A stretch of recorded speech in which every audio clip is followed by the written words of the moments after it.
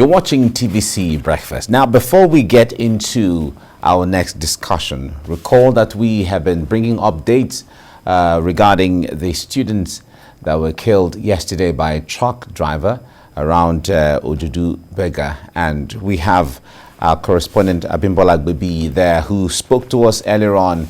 He's still around the Babs Fafunwa School, formerly known as Grammar School.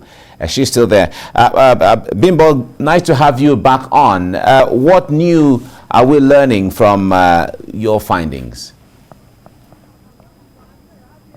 Okay, we are still on the premises of Babs Fafunwa Millennium High School. Mike, I told you earlier that tempers were rising. Of course, tempers are still rising. People are angry at the tragic incident that happened yesterday. Earlier, I had the opportunity of meeting with one of the officials of the Lagos State Ministry of Education, who was here to, of course, calm some of the parents who stormed the premises this morning, asking questions. Of course, we know examinations are still ongoing across schools in the state, and due to the tragic incident that happened yesterday, a lot of them were actually here to find out if examinations would still be allowed to continue in the school. And of course, to their chagrin, a lot of they discovered that the information they were given is that examinations would have to continue regardless of what happened yesterday. The official of the Lagos State Ministry of Education tried to assure them of their ward's safety, but I want to tell you that he had a hard time trying to calm a lot of the parents, because a lot of them are actually angry. They believe the school should not be allowed to open this morning due to what happened yesterday. Earlier, I spoke with one of the parents who was actually quite emotional some moments ago. I caught her crying. My camera lens caught her crying earlier. Come closer. Yeah, and when I tried to ask her what happened, of course, she was also trying to express, opinion regarding the decision by the Lagos State government, which of course says that examinations should still continue in the school. Okay, so you were crying earlier. Can you tell us why? Yes. Because my son's friend is among those people that died yesterday. Her name is Adedoyin. What we want the government to do is that just for them to honor those children, they should not go for any exam today. They should just honor them. We are not blaming the teacher, but we are told that it was the road safety that was after the trailer. So we want them to do something about it. I don't know what to say earlier. My son cannot sleep overnight because the girl was very close to him. They are going home together. He just asked to go back to the class to get something. Before he came back, the incident has happened. They should just please do something to it. They should honor their parents and the students. They should honor those students that died yesterday.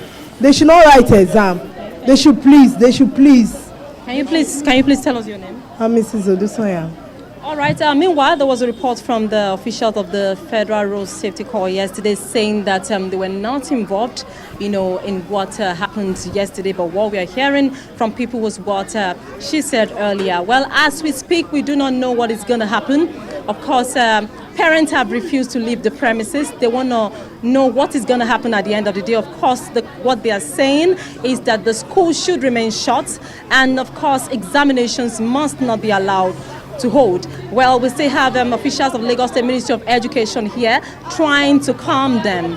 So we do not know what is going to happen. Parents are still here, Mike. We are here to see what is going to happen next. But of course, I can tell you that what we are having here is some kind of pandemonium between officials of the Lagos State Ministry of Education. As you can see, my camera lens is being covered by one of the officials here. They are trying to prevent me from taking shots. So I may have to go at this moment, but all right, we can see what is going on there. Lots of parents there, and when you say tempers are high, from your engagement with the other parents and seeing what's happening within the school, we can feel it even right here from where we are. We hope certainly to follow up, and we'll come back to you before we.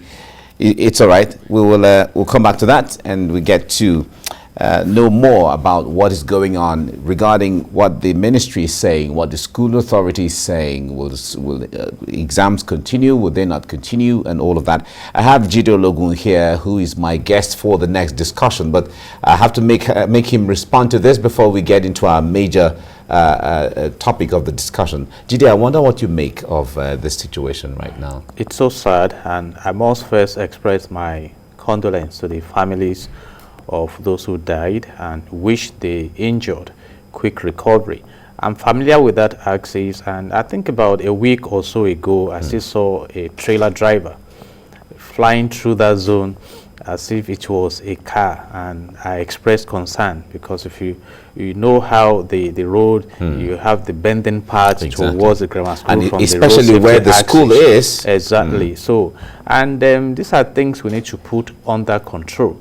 And now there is the allegation that a security agency was pursuing the truck driver, and we've had cases like this in the past. And of course, we have what is called the code of conduct, you know. And when these crises happen, we sometimes just focus on the symptoms and not how we can prevent reoccurrence. So can we go back, lay out all the laws? And I believe the ideal thing is that when you find yourself dealing with a difficult driver, let it go in public interest and try to synchronize your operations in a way that you can trace the vehicle's registration, the owner, go after them like what we experience abroad. But it's as if here the aggression in enforcing laws, you know, we have even seen cases where at times like this, whether it is the police or other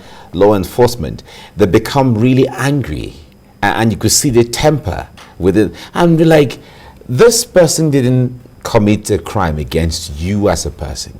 It's a crime against the state or government, whatever the thing is. The offense is not against you as a person.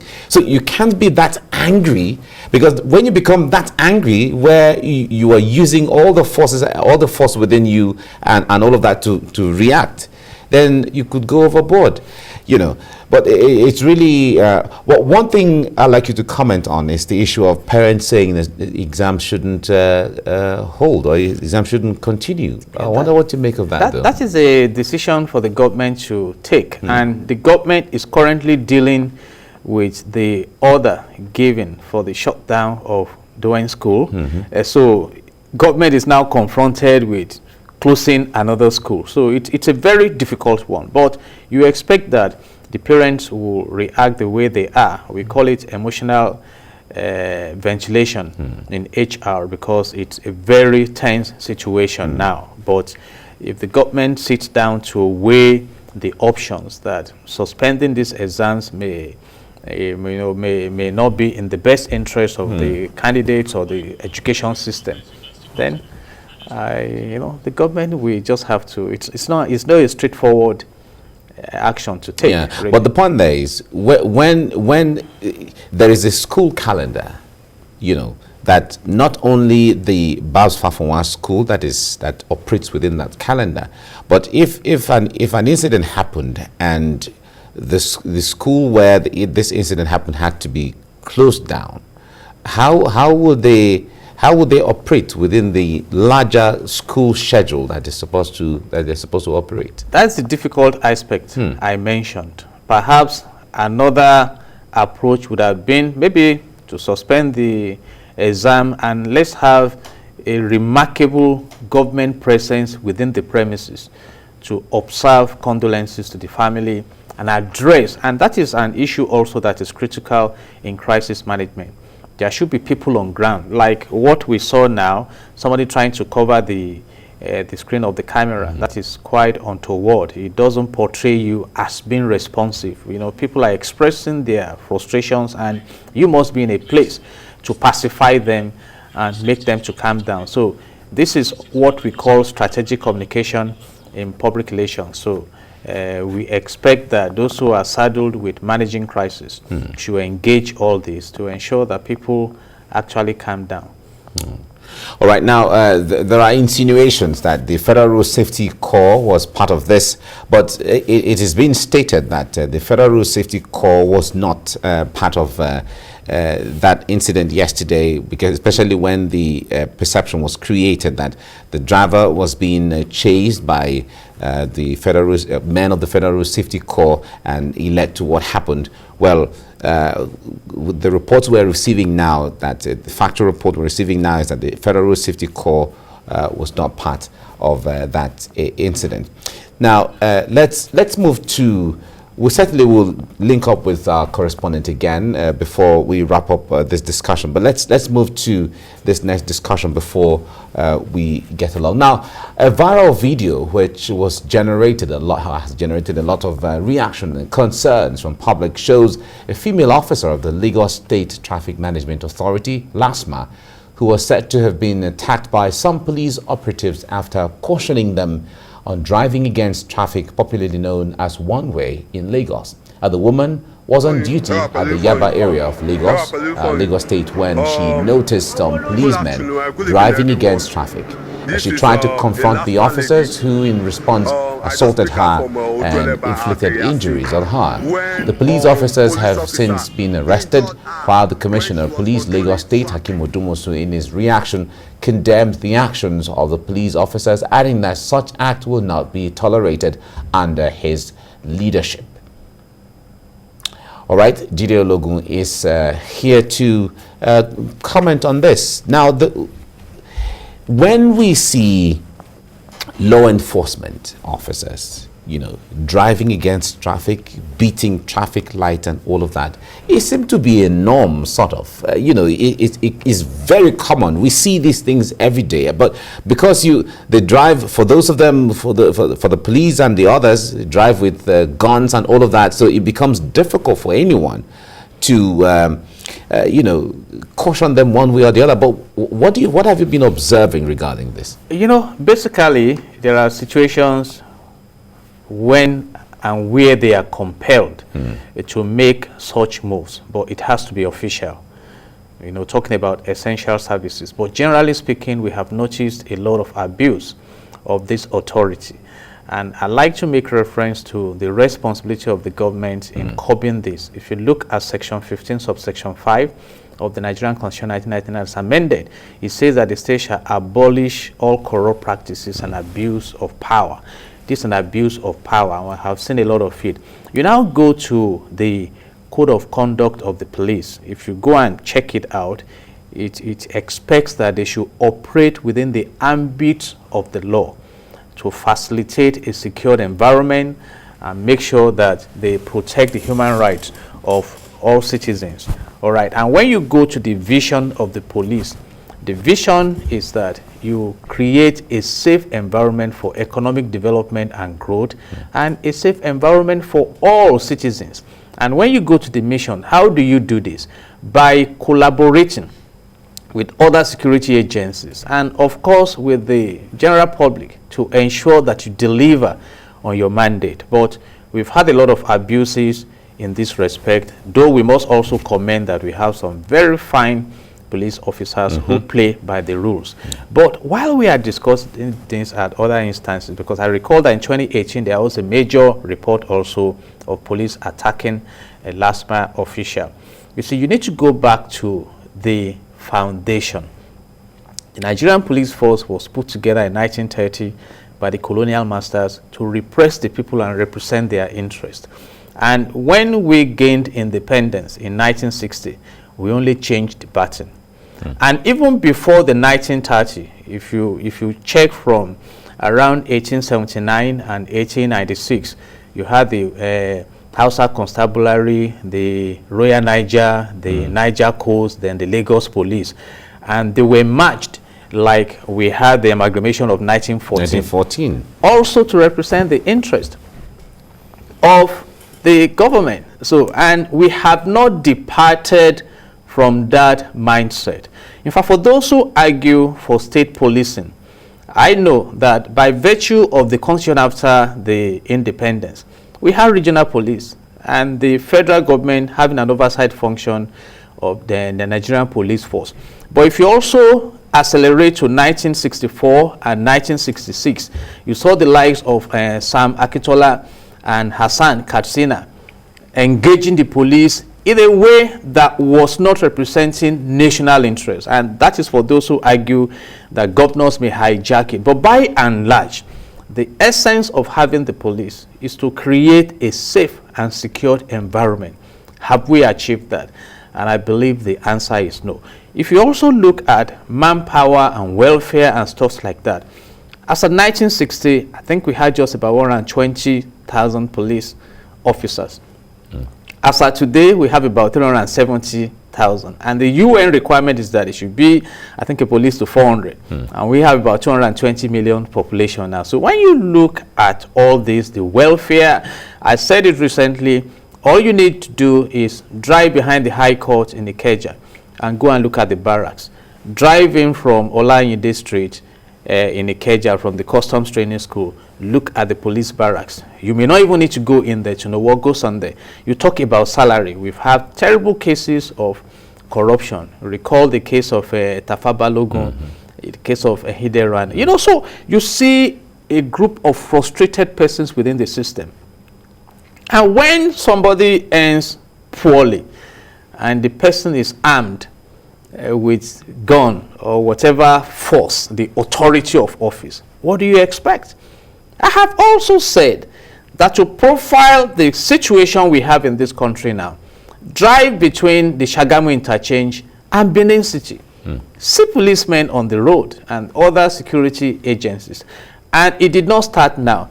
There was a report in 1952 that made reference to the old ones in the police that were hopelessly corrupt. And there was another report in 1964 that endorsed this. So you can bring it down to where we are now. Endorsing the hopeless corruption. Yes. Hopelessly situation. The corrupt situation. And you are in trouble if the one who is supposed to secure you is corrupt. And I have not even mentioned what has happened. The fine of the fine have been isolated to take care of the high and mighty. You recall when Idris was the Inspector General of Police, and we heard about billions of naira that they collect from multinationals just to post policemen. I have been in an event where a serving senator came with 8 mobile policemen, and I quickly did my mathematics that if we have 109 senators and one has in his retinue of movement 8 mobile policemen, 8 times 109, Mr. Mike. So we have issues. So you see frustrations, and you look at the economy. An economy where if you dare to buy gas from the minimum wage, then what is left may not provide decent meal for the family. So these are all the issues. So basically the abuse of power should be dealt with. The point there is all of these things you have enumerated I think are accompanying and complementary issues and implications here and there. Now talk in the next 1 minute to the issue of interagency collaboration, because when a police officer or a military officer or whatever officer that is you are on duty and then you are accosted or apprehended or one way or the other confronted by a fellow agency, we expect some level of camaraderie between them somehow, where they don't embarrass each other or disgrace each other, especially in public. What is the implication of this generally? It's captured in the mission of the police, for example, but where all the issues we have raised are predominant, you don't find that fellowship, you don't find that collaboration. You begin to locate flexing of muscles. And don't forget, the Nigerian police is under the federal government. The Lagos State Traffic Management Agency is under the state government. So the first question in the mind of the officer may be, who are you to stop me? And don't forget also that in this part of the world, wearing uniform may earn you some privileges. And sometimes you don't even know you are dealing with another person wearing uniform. Like staff, you enter a bus. For those who enter buses in Lagos, with uniform staff. It's now left for the conductor and the driver to say, I have carried one staff, I'm not carrying another staff. So these are issues we must manage. But the big question is, if you don't appreciate the purpose of an assignment, then you cannot avoid abuse. Again, what about consequences? What happens after reading about this? We have read stories about policemen accosting people, matching them to ATM to withdraw money for them. That is armed robbery. So where do we go? And you now see where the NSAS protest is position, brutality. And what is brutality? Savage wickedness, cruelty. You see, because you can imagine somebody who has been assigned by the state to try and sanitize the traffic experiencing this. So what signal are you sending? Yeah. So especially when we've seen the governor himself arrested a few officers at one point or the other, even right from the last dispensation. We've seen sometimes when the governor is driving and he sees one of these incidents, at least we've had reports once or twice of the governor, you know, apprehending some officers in that regard. All right, we have to end it here now. Jide Ologun, thank you very much for your insight into all this. Thank you. Thank God you. bless Nigeria. And God bless Nigeria.